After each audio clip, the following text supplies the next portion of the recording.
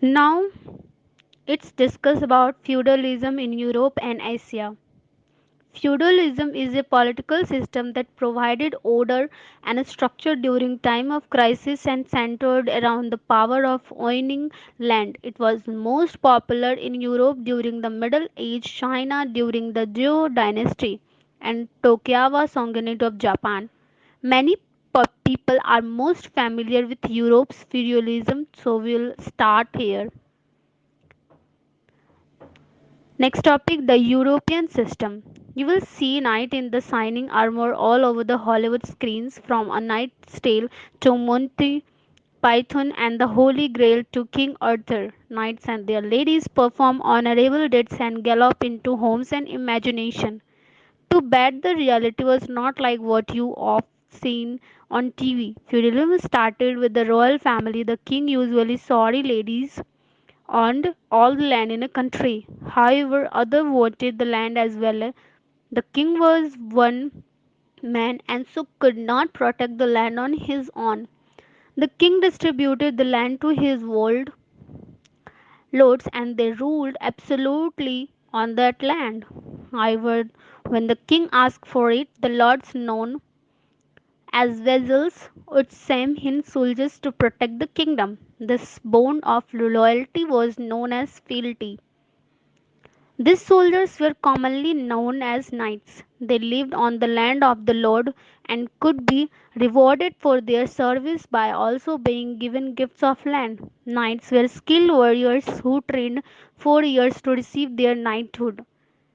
Knights followed a code of honors called chivalry that strict fealty to their lord and honor.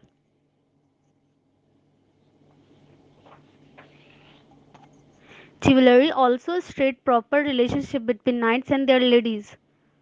Similarly, below the knights on that land were peasants and serfs. Serfs were literally tied to the land. If the land was bought or sold, they went with it. Peasants and serfs worked the land and gave food to the knights and lord in exchange for protection.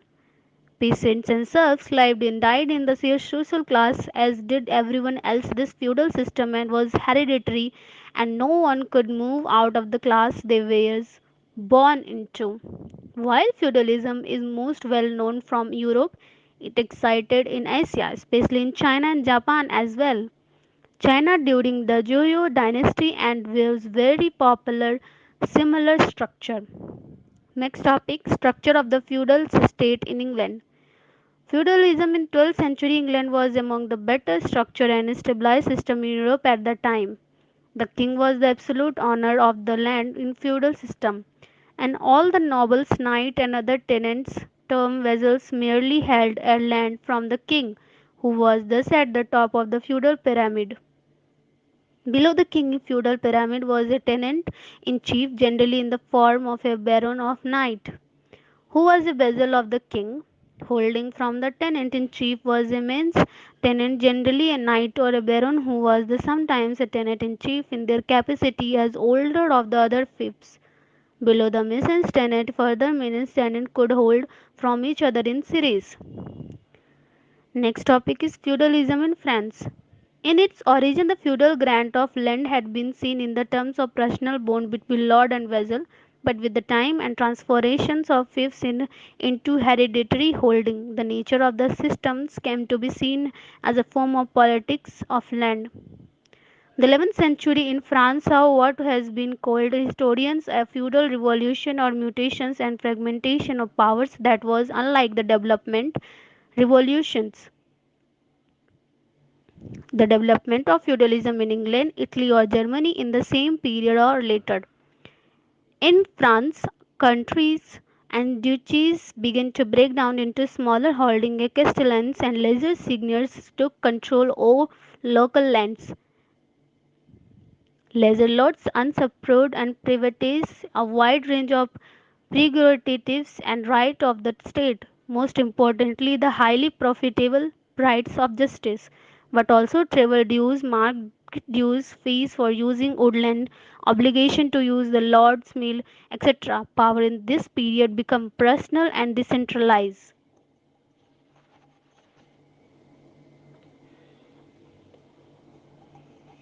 Now we discuss feudalism in China. Feudalism in China started with the second dynasty, the Zhou. There was an emperor, but most of the land and therefore the power was held by the individual ruler of its state.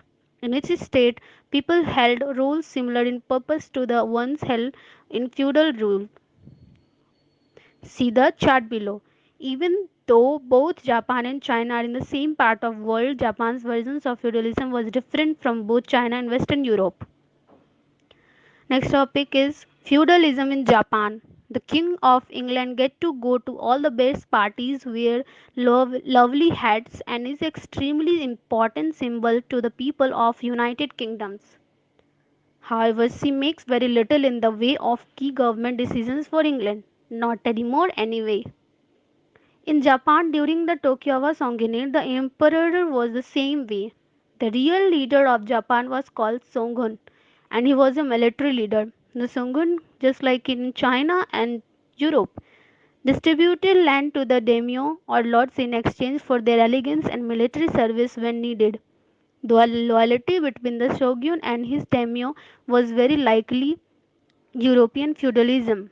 On the states of daimyo lived the samurai, the Japanese version of European knights who protect the land when needed.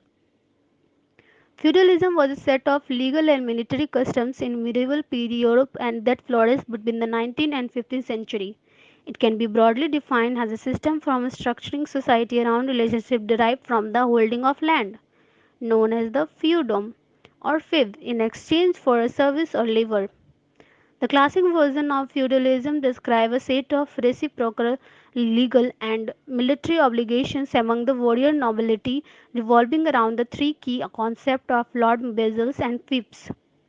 A lord was in a broad terms a noble who held land. A vassal was person who was granted possessions of the land by the lord, and fiefs was what the land was known as. In exchange for the use of the fiefs and the protection of the lord, the vassal would provide some sort of service to the lord.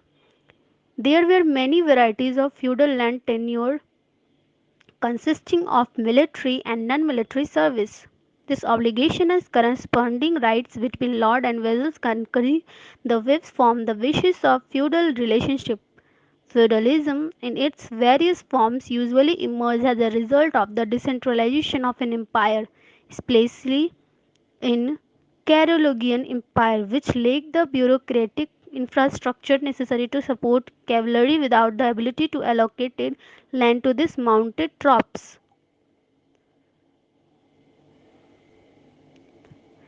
Mountain soldiers became to secure a system of hereditary rule over their allocated land, and their power over the territory came to encompass the social, political, judicial, and economic sphere.